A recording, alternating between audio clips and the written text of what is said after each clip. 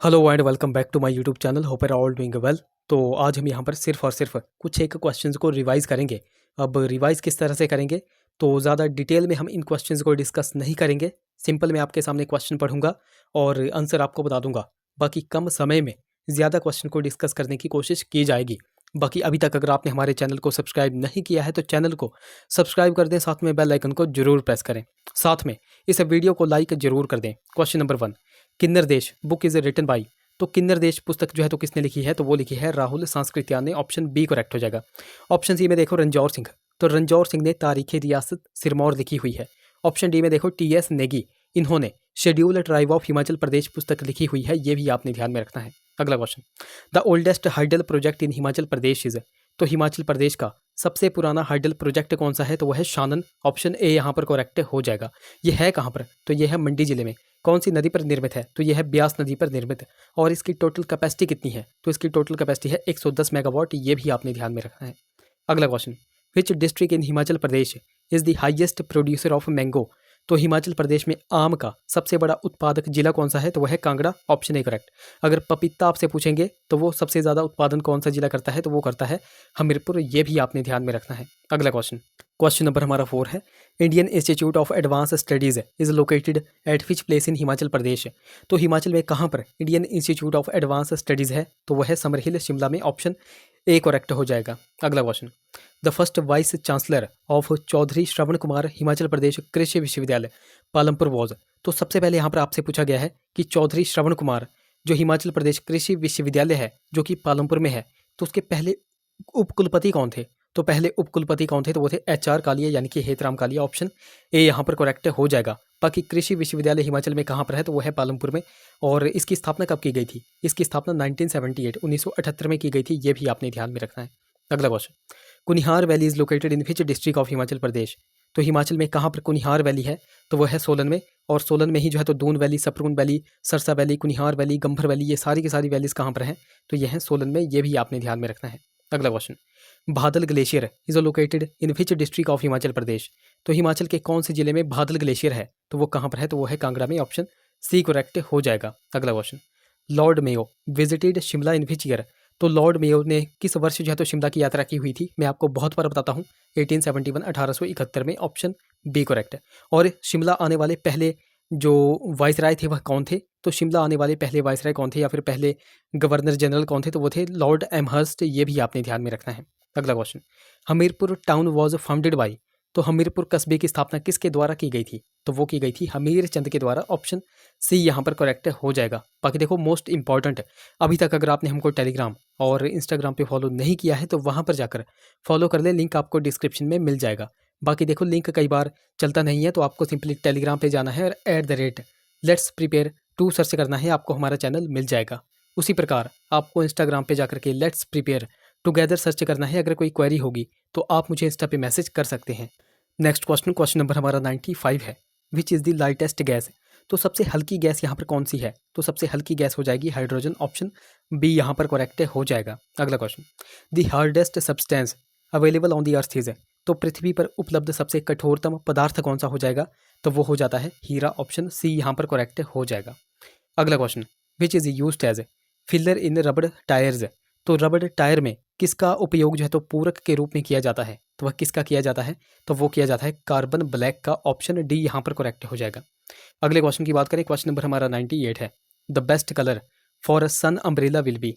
तो सूर्य छाता के लिए उत्तम रंग कौन सा हो जाएगा, तो वो हो जाता है white on top and black on inside, यानी कि ऊपर जो है तो सफ़ेद और अंदर काला। ऑप्शन सी यहाँ पर करेक्ट हो जाएगा। अगले क्वेश्चन की बात करें, retina in the eyes act as an. तो आंख का रेटिना काम करता है, तो वह किस तरह से काम करता है, तो वह film in the camera, camera के फिल्म की तरह जो है तो काम करता है। ऑप्शन सी यहाँ पर करेक्ट हो जाएगा। अगले क्वेश्चन की बात करें, पेनक्रियाज सिक्रेट से हार्मोन विच हेल्प इन। तो पेनक्रियाज हार्मोन जो है तो स्त्रावित करते हैं जो सहायता करता है keeping sugar balance in the body, शरीर में शर्करा स्तर संतुलन करने में जो है तो यह सहायता करता है। 100 का ऑप्शन ए करेक्ट हो जाएगा। अगला question, the normal temperature of the human bodies. तो मानव शरीर का जो सामान्य तापमान होता है तो वह कितना होता है, तो 101 की बात करें तो ऑप्शन सी करेक्ट हो जाएगा, तो वो होता है 98.4 डिग्री फ़ारेनहाइट। ऑप्शन सी यहाँ पर करेक्ट हो जाएगा। अगला question, the function of tongue in snakes is to. तो सांप की जीभ का कार्य क्या होता है? तो सांप की जीभ का कार्य होता है स्मेल द फूड, यानी कि भोजन की गंध के लिए। ऑप्शन बी यहाँ पर करेक्ट हो जाएगा। अगला question, hallucination can be cause by. तो मति भ्रमण का कारण क्या हो सकता है? तो मति भ्रमण का कारण हो सकता है LSD। ऑप्शन डी यहाँ पर करेक्ट हो जाएगा। अगले क्वेश्चन की बात करें, two richest known sources of edible protein are. तो खाद्य प्रोटीन के दो सबसे समृद्ध ज्ञात स्रोत कौन से हैं? तो वह कौन से हैं? तो वो हैं एक तो सोयाबीन और एक ग्राउंडनट, यानी कि सोयाबीन और मूंगफली। ऑप्शन सी यहाँ पर करेक्ट हो जाएगा। अगला question, vitamin C is absent in. तो विटामिन सी जो है तो अनुपस्थित होता है, तो ये कहाँ पर जो है तो अनुपस्थित होता है? तो यह डेट यानी कि खजूर में जो है तो अनुपस्थित होता है। ये भी आपने ध्यान में रखना है। ये क्वेश्चंस हैं जो कि इंपॉर्टेंट है, ये आपके ही एग्जाम में पूछे गए हैं, तो ये आपको बार बार इनको रिवाइज करना है। क्वेश्चन नंबर हमारा 106 है, pressure cooker is fast in cooking rice because. तो प्रेशर कुकर में चावल जो है तो जल्दी पकते हैं क्योंकि यहाँ पर पूछा गया है क्योंकि high pressure raises the boiling point of water, यानी कि उच्च दाब जल के क्वथनांक को उठाता है। ऑप्शन डी यहाँ पर करेक्ट हो जाएगा। अगले क्वेश्चन की बात करें, क्वेश्चन नंबर हमारा 107 है, sugar syrup is used for the preservation of fruit because it. तो फलों को संरक्षित करने के लिए शुगर सिरप का उपयोग किया जाता है क्योंकि option C correct, drains moisture to inhibit growth of microorganism, यानी कि सूक्ष्म जीवों की वृद्धि को रोकने के लिए जो है तो यह नमी को सोख लेते हैं। ऑप्शन सी यहाँ पर करेक्ट हो जाएगा। अगले क्वेश्चन की बात करें, व्हाइट कोल इज। तो श्वेत कोयला किसे कहा जाता है? तो वो कहा जाता है हाइड्रो इलेक्ट्रिसिटी को। ऑप्शन सी यहाँ पर करेक्ट हो जाएगा। अगले क्वेश्चन की बात करें, to a space traveller on moon the lunar sky during daytime appears. तो चंद्रमा पर दिन के समय अंतरिक्ष यात्री को आसमान कैसा दिखाई देता है? तो वह कैसा दिखाई देता है? तो वो दिखाई देता है काला। ऑप्शन डी यहाँ पर करेक्ट हो जाएगा। और एक चीज़ मैं आपको बार बार बोलता हूँ कि जब भी आपके एग्जाम नज़दीक में आ जाए तो आपको सिंपली क्या करना है, आपको हमारे चैनल पर जाना है और वहाँ पर प्लेलिस्ट का ऑप्शन देखना है। वहाँ पर हमने हर एक सेक्शन हो गया, जैसे कि हिस्ट्री हो गया, पॉलिटी हो गया, जियोग्राफी, साइंस, इकोनॉमी, इन सभी की अलग अलग से प्लेलिस्ट बनाई हुई है। तो जब भी आपके एग्जाम नज़दीक में आ जाएँ तो आपको एक बार जाकर के उन सारी की सारी वीडियोस को एक बार जाकर के ज़रूर से देखना है, ज़रूर से चेकआउट करना है। याद आपको कुछ भी नहीं करना है, याद तो आपको ऑटोमेटिकली हो ही जाएगा। जब आप उन चीज़ों को बार बार देखोगे, बार बार क्वेश्चंस को पढ़ोगे, आंसर को पढ़ोगे, तो आपको पता भी लग जाएगा कि किस तरह के और किस लेवल के क्वेश्चंस आपके एग्जाम में पूछे जाते हैं। तो एक बार जाकर के आपको विजिट ज़रूर करना है। अगला question, the greatest invention of man in palaeolithic age was. तो पूरा पाषाण काल में मानव की महान खोज क्या थी? तो वो थी आग, यानी कि फायर। ऑप्शन ए यहाँ पर करेक्ट हो जाएगा। अगले क्वेश्चन की बात करें, which craftsmanship was not practised by the Aryans.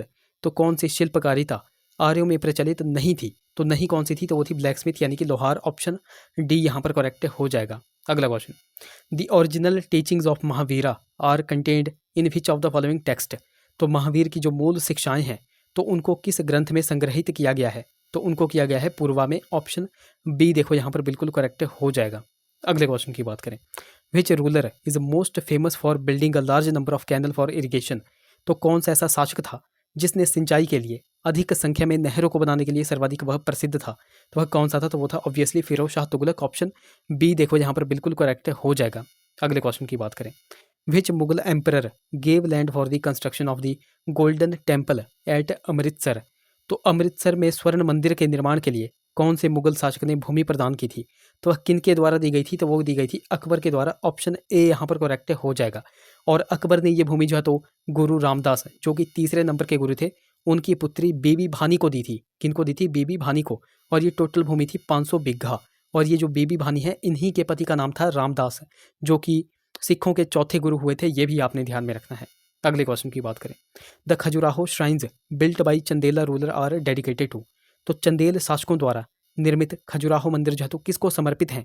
तो ये किसको समर्पित हैं? तो यह है शिव और पार्वती को। ऑप्शन सी यहाँ पर करेक्ट हो जाएगा। चंदेल वंश की यहाँ पे बात आई है, तो चंदेल वंश की स्थापना किसके द्वारा की गई थी? नन्नुक के द्वारा की गई थी। और कब की गई थी? 831 ईस्वी में की गई थी। राजधानी इन्होंने किसको बनाया था? कलिंजर को इन्होंने राजधानी बनाया था। ये भी आपने ध्यान में रखना है। और एक क्वेश्चन मैं आपसे यहाँ पर पूछ लेता हूँ, ये जो चंदेल वंश है ना, तो चंदेल वंश का अंतिम राजा कौन था? ये आप नीचे कमेंट्स में बताओ। अगर आपको नहीं भी आता है, गूगल पे जाओ, सर्च करो, सर्च करने के बाद आकर के इस वीडियो में नीचे कमेंट करो। मैं आपको बहुत बार बोलता हूँ कि कमेंट करने से आपका ही फायदा है। जो चीज़ आप कमेंट कर देते हो वो चीज़ आप कभी भूलते नहीं हो। अगला question, the oldest Indian linguistic text is. तो भारतीय पुरातन महाग्रंथ कौन सा हो जाएगा? तो भारतीय पुरातन महाग्रंथ कौन सा है? तो वो हो जाता है अष्टध्यायी। ऑप्शन ए यहाँ पर करेक्ट हो जाएगा। अगले क्वेश्चन की बात करें, क्वेश्चन नंबर हमारा 117 है। The invasion of Hunas first took place during the rule of. तो किसके शासनकाल में हुरुनों ने जो है तो पहला आक्रमण किया था? तो किसके शासनकाल में किया था? तो वो थे गुप्त। ऑप्शन डी यहाँ पर करेक्ट हो जाएगा। और मैं आपको बहुत बार बताता हूँ कि हुरुनों ने सबसे पहली बार आक्रमण जो है तो गुप्तों के शासनकाल में किया था, और उस समय गुप्त वंश का राजा कौन था? तो वो था स्कंदगुप्त। और डेट आपको ध्यान में रखनी है, 458 AD में जो है तो इन्होंने आक्रमण किया था। ये क्वेश्चन बहुत बार एग्जाम में बनता है, ये डेट बहुत बार एग्जाम में बनती है, ये आपको ध्यान में रखनी है। ओके, अगले क्वेश्चन की बात करें। Which was the birth place of Guru Nanak. तो गुरु नानक का जन्म स्थान कौन सा है? तो गुरु नानक का जन्म स्थान है तलवंडी, वर्तमान पाकिस्तान में। ऑप्शन सी यहाँ पर करेक्ट हो जाएगा। ये भी आपने ध्यान में रखना है। और ये जो गुरु नानक थे, यह बाबर और हुमायूं के समकालीन थे, ये भी आपने ध्यान में रखना है। और गुरु नानक ने ही गुरु के लंगर की शुरुआत की थी, और इन्होंने ही जो है तो संगत यानी कि धर्मशाला और पंगत यानी कि लंगर, संगत और पंगत की शुरुआत भी इन्होंने ही की थी, ये भी आपने ध्यान में रखना है। अगला question, who founded the Banaras Hindu university. तो बनारस हिंदू विश्वविद्यालय के संस्थापक कौन थे? तो ये तो आप सभी को पता है कि बनारस हिंदू विश्वविद्यालय के संस्थापक थे मदन मोहन मालवीय। ऑप्शन बी यहाँ पर करेक्ट हो जाएगा। और कब जो है तो बनारस हिंदू यूनिवर्सिटी की स्थापना की गई थी? BHU की स्थापना की गई थी 1916 में की गई थी, ये भी आपने ध्यान में रखना है। और इनका सहयोग किन्होंने किया था? तो एनी बेसेंट ने भी इनका सहयोग किया था, और सुंदरलाल ने भी इनका सहयोग किया था। ये दोनों नाम भी बहुत बार एग्जाम में बनते हैं, ये भी आपने ध्यान में रखने हैं। अगला question, Muslim league first demanded partition of India in. तो मुस्लिम लीग ने सर्वप्रथम भारत के विभाजन की मांग जो है तो कब की थी? तो कब की थी? तो वो की थी 1940 में। ऑप्शन सी यहाँ पर करेक्ट हो जाएगा। 1940 में जब मोहम्मद अली जिन्ना जो है तो मुस्लिम लीग की अध्यक्षता कर रहे थे, तो उसी में जो है तो इन्होंने क्या किया था? उसी में इन्होंने सबसे पहली बार जो है तो पाकिस्तान की मांग कर दी थी, ये भी आपने ध्यान में रखना। क्वेश्चन नंबर 121 की बात करें, which is not a form of Gandhian satyagraha. तो कौन सा गांधी सत्याग्रह का स्वरूप नहीं है? तो नहीं आपसे पूछा गया है, तो हिजरत जो है तो गांधी सत्याग्रह का स्वरूप नहीं है। ऑप्शन डी यहाँ पर करेक्ट हो जाएगा। अगला question, who was the governor general when the great mutiny of 1857 broke out. तो 1857 में जब महान विद्रोह हुआ था, तब गवर्नर जनरल कौन थे? तो वह कौन थे? तो वो थे लॉर्ड कैनिंग। ऑप्शन सी यहाँ पर करेक्ट हो जाएगा। और इस विद्रोह की शुरुआत कब हुई थी? ये भी आपने ध्यान में रखना है। तो इस विद्रोह की शुरुआत 10 मई 1857 को हुई थी, ये भी आपने ध्यान में रखना है। अगला question, who attended all the round table conference. तो कौन जो है तो सभी गोलमेज सम्मेलनों में उपस्थित हुए थे? तो कौन हुए थे? तो वो थे BR अम्बेडकर। ऑप्शन सी यहाँ पर करेक्ट हो जाएगा। BR अम्बेडकर के अलावा जो है तो तेज बहादुर सप्रू, ये नाम भी आपने ध्यान में रखना है। तेज बहादुर सप्रू हो गए और BR अम्बेडकर हो गए। इन दोनों ने ही तीनों के तीनों गोलमेज सम्मेलनों में भाग लिया था। अच्छा, ये तीनों के तीनों गोलमेज सम्मेलन हुए कहाँ पर थे, वो आप नीचे कमेंट्स में बताओ। अगले क्वेश्चन की बात करें, राजा राम मोहन रॉय ब्रह्मो समाज रिजेक्टेड। तो राजा राम मोहन रॉय का ब्रह्म समाज जो है तो अस्वीकार करता था। तो यह किन को जो है तो अस्वीकार करते थे? तो कास्टिज्म को यह अस्वीकार करते थे, आइडोलिज्म यानी कि मूर्ति पूजा हो गई, और रिचुअलिज्म यानी कि कर्मकांड, इन सभी को यह जो है तो अस्वीकार करते थे। इसलिए इस क्वेश्चन का right option option D correct हो जाएगा। अगला क्वेश्चन, क्वेश्चन नंबर हमारा 125 है। Who was the chairman of the constituent assembly. तो संविधान सभा के सभापति कौन थे? तो संविधान सभा के सभापति थे doctor Rajendra Prasad. Option B देखो यहाँ पर बिल्कुल करेक्ट हो जाएगा। और संविधान सभा का गठन जो है तो कब किया गया था? तो जुलाई 1946 में संविधान सभा का गठन किया गया था। और संविधान सभा की पहली बैठक 9 दिसंबर को बैठी थी, 9 दिसंबर 1946 को बैठी थी, ये भी आपने ध्यान में रखना है। अगला question, which does not conform to the parliamentary system prevalent in India. तो कौन सा भारत में प्रचलित संसदीय प्रणाली के संगत नहीं है? तो नहीं आपसे पूछा गया है, तो वो हो जाएगा बहुल कार्यपालिका यानी कि प्लूरल एग्जीक्यूटिव। ऑप्शन सी यहाँ पर करेक्ट हो जाएगा। अगले क्वेश्चन की बात करें, क्वेश्चन नंबर हमारा 127 है। For those union territory which have no legislative council of their laws are passed by. तो वे संघीय क्षेत्र जिनकी अपनी विधान परिषद नहीं होती, उनके कानून जो है तो पारित किए जाते हैं। तो उनके कानून पारित किए जाते हैं पार्लियामेंट के द्वारा यानी कि संसद के द्वारा। ऑप्शन सी यहाँ पर करेक्ट हो जाएगा। Question number 128, the term of Lok Sabha is normally. तो सामान्यतः लोकसभा की अवधि कितनी होती है? तो लोकसभा की अवधि होती है 5 वर्ष की। ऑप्शन बी यहाँ पर करेक्ट हो जाएगा। अगला question, the president give his resignation to the. तो राष्ट्रपति अपना इस्तीफा जो है किन को देते हैं? तो वो देते हैं वाइस प्रेसिडेंट यानी कि उपराष्ट्रपति को। Option B correct. अगला क्वेश्चन, क्वेश्चन नंबर हमारा 130 है। विच रिट इज अ वल मार्क ऑफ पर्सनल फ्रीडम। तो इनमें से कौन सा लेख व्यक्तिगत स्वतंत्रता का बचाव करता है? यानी कि व्यक्तिगत स्वतंत्रता का जो बचाव करता है, तो उस रिट को कहा जाता है हैबियस कॉर्पस, यानी कि बंदी प्रत्यक्षीकरण लेख। ऑप्शन बी यहाँ पर करेक्ट हो जाएगा। आप सभी को पता है कि जब भी हमारे मूल अधिकारों का उल्लंघन होता है तो हम आर्टिकल 32 के तहत जो है, तो ये जो सुप्रीम कोर्ट होता है, यह आर्टिकल 32 के तहत टोटल 5 तरह की रिट जो है तो जारी कर सकता है, यानी कि हमारे मूल अधिकारों का संरक्षण करता है। तो वो 5 रिट कौन कौन सी हैं? तो उन 5 में हैबियस कॉर्पस आ जाती है, हैबियस कॉर्पस के अलावा यहाँ पर मैंडमस आ जाती है, को वारंटो आ जाती है, सर्सरी आ जाती है, और एक बच गई प्रोहिबिशन। कौन सी बच गई? प्रोहिबिशन। तो ये टोटल 5 रिट्स हैं जो कि आर्टिकल 32 के तहत हैं, ये भी आपने ध्यान में रखना है। अब हैबियस कॉर्पस की यहाँ पे बात की गई थी, तो मैं आपको थोड़ा थोड़ा इसके बारे में बता दूं। अब हैबियस कॉर्पस कहता है उस व्यक्ति को साथ जो है तो शरीर के साथ प्रस्तुत किया जाए, यानी कि अगर किसी व्यक्ति को आपने ऐसे ही गिरफ्तार कर दिया है, तो गिरफ्तारी हो जाने के 24 घंटे के अंदर या तो उसको हाई कोर्ट लेकर के आओ या तो उसे छोड़ो। तो ये कहता है हैबियस कॉर्पस, ये भी आपने ध्यान में रखना है। तो ये हमने कुछ एक क्वेश्चंस हमने यहाँ पर देखे जो कि सिर्फ और सिर्फ रिवाइज करने के लिए थे। तो आई होप वीडियो आपको इन्फॉर्मेटिव लगी होगी। अगर वीडियो अच्छी लगी है तो जरूर से वीडियोस को लाइक करें, शेयर करें, चैनल को सब्सक्राइब करें, साथ में हमें टेलीग्राम और इंस्टाग्राम पे फॉलो करना बिल्कुल भी ना भूलें। तो चलिए मिलते हैं अगली वीडियो में। Till then take care.